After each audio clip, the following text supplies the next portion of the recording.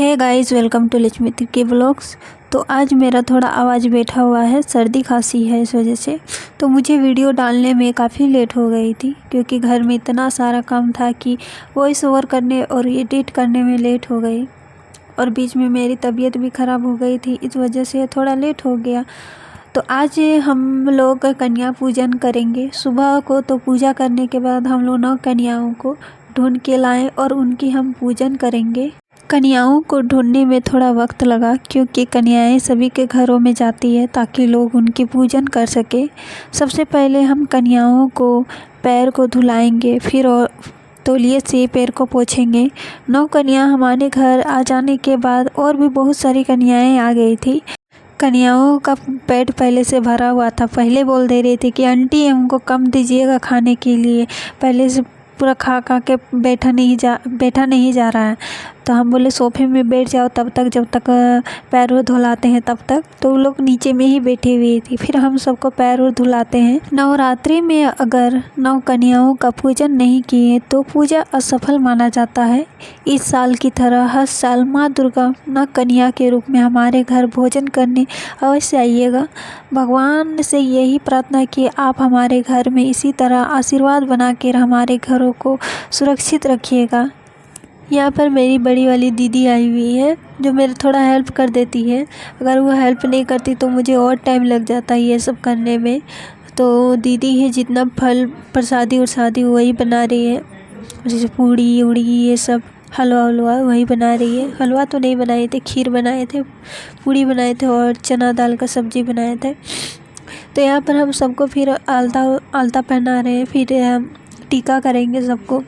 तो ये सब करने में थोड़ा वक्त लग जाता है क्योंकि बहुत कोई बच्चा ऐसे इधर उधर जाके आलता उलता लगा के आई थी और जो नहीं लगाई थी उन लोग को मुझे लगाना पड़ रहा था। तो इसमें मुझे थोड़ा वक्त लग गया लगाने में और मुझे थोड़ा वीकनेस भी लग रहा था क्योंकि अष्टमी में फास्टिंग था मेरा। उसमें सिर्फ फल उल खाए थे बस और पानी उनी पिए थे, उसके अलावा मैं कुछ नहीं खाई थी। तो मैं हस्बैंड को बोली कुछ बना दूँगी तो वो भी नहीं खाए थे, लेकिन मुझे कुछ ज़्यादा ही वीकनेस लग रही थी, इससे मुझे थकावट जैसा लगने लग गया था। तो मैं सोच रही थी जितना जल्दी हो जाएगा तो अच्छा रहता। फिर भी टाइम लगी क्योंकि नवमी घुसने में 8 बज गया था, 8-9 बज गया था। लेकिन जब तक कन्या पूजन नहीं करेंगे तब तक तो खा भी नहीं सकते थे। तो उसमें मुझे थोड़ा वक्त लग गया खाना खिलाने में। तो यहाँ पर देखिए मेरी बड़ी वाली दीदी बना रही है पूड़ी। हम बताए थे कि आप दीदी पूड़ी बनाएगी, तो यहाँ पर वही बना रही है यहाँ पर। और 9वीं 10वीं को ही पंडाल में मूर्ति उर्ति रहता है। 10वीं के बाद बहुत जगह 10वीं में मूर्ति विसर्जन हो जाता है। तो दीदी बोल रही थी कि शाम को हम लोग चलेंगे मेला वेला घूमने, लेकिन मैं इतना ज़्यादा थकी हुई थी, मतलब फास्टिंग था, उसकी वजह से हरासमेंट था, उसकी वजह से मुझे जाने का मन नहीं था। तो मैं बोली थी कि मैं 9वीं को तो नहीं जाऊंगी लेकिन 10वीं को जाऊंगी घूमने के लिए। तो मैं बोली थी दीदी लोग कि आप लोग चले जाइएगा घूमने के लिए। तो यहाँ पर सबको मेरे भागने लोग जल्दी हम बोल रहे जल्दी टीका उका लगा दो। यहाँ पर बिंदी लाए थे तो बिंदी सबको लगा रही है यहाँ पर। फिर यहाँ पर पतली उतली बांटा जाएगा, हस्बैंड बांट रहे हैं क्योंकि उनके एक दोस्त भी आए हुए थे, उनको 9 कन्या का पूजन करना था। तो शायद हमको लगता है कि उधर 9 कन्या मिलना मुश्किल हो रहा था, इस वजह से वो हमारे घर में आए हुए थे कि 9 कन्याओं का पूजन यहीं से कर लिया जाएगा। तो यहाँ पर हम जो वो दीदी पूड़ी बनाई थी पूड़ी दे रहे हैं और खीर और चना दाल का सब्जी बनाए थे वही हम सबको परोसेंगे। पहले मैं इतना पूजा पाठ नहीं करती हूँ, लेकिन अब पता नहीं मुझे ये सब बहुत अच्छा लगता है पूजा पाठ करने में। नवरात्रि में तो कभी सोची नहीं थी कि मैं कभी नवरात्रि भी करूँगी, लेकिन बोलते हैं ना कि भगवान में अगर श्रद्धा हो तो सब कुछ करवा देता है, बस उसी का फल है। मैं कभी 9 दिन तक उतना पाल ही नहीं सकती थी। एक दिन पाल लेती, लेकिन 9 दिन तक ये सब करना मतलब मेरा बस में नहीं था।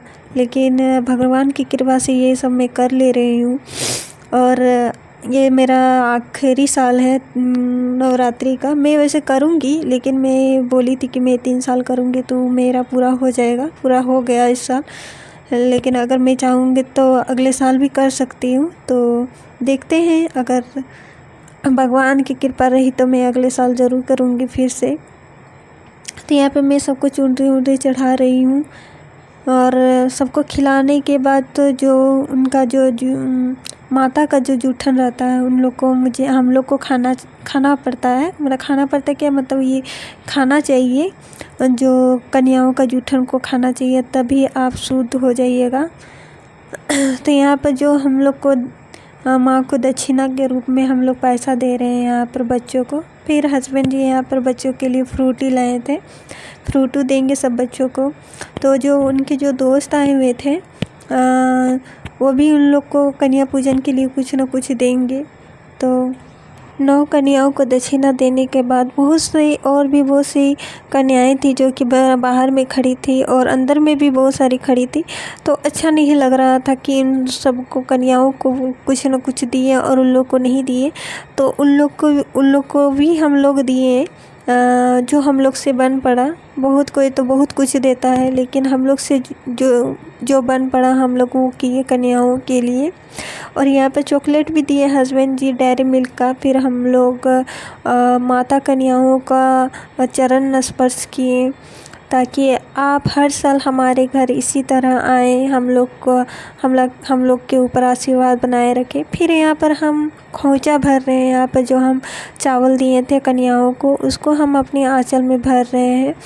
और 9 कन्या हमारे घर से विदा ले रही है, लेकिन खोंचा को भरते हुए जा रही है। इसका मतलब है कि 9 कन्या जा रही है तो बरकत हमारे घर में हमेशा रहे, इसीलिए हमको खोंचा में चावल डाल के जा रही है कि जा रही है तो, लेकिन वो अपना बरकत को लेकर नहीं जाएगी 9 कन्याएँ। तो यहाँ पर जो हस्बैंड जी के दोस्त आए हुए थे वे सब कन्याओं को प्रणाम कर रहे हैं और अपने तरफ से जो बन पा रहा है अपनी इच्छा अनुसार उन कन्याओं को दक्षिणा के रूप में कुछ न कुछ दे रहे हैं। फिर यहाँ पर कन्याओं का विदा लेने का समय आ जाता है। तो इन लोग को हम लोग सबको प्रणाम कर लेने के बाद, बड़ों को भी प्रणाम कर लेने के बाद सब कन्याओं को विदा देते हैं। तो यहाँ पर सब बच्चे आप देख सकते हैं बहुत सारे थी, बाजू बाहर में खड़ी हुई थी। अंदर से तो निकल ही रहे लेकिन बाहर में भी बहुत सारी बच्चियाँ खड़ी थी।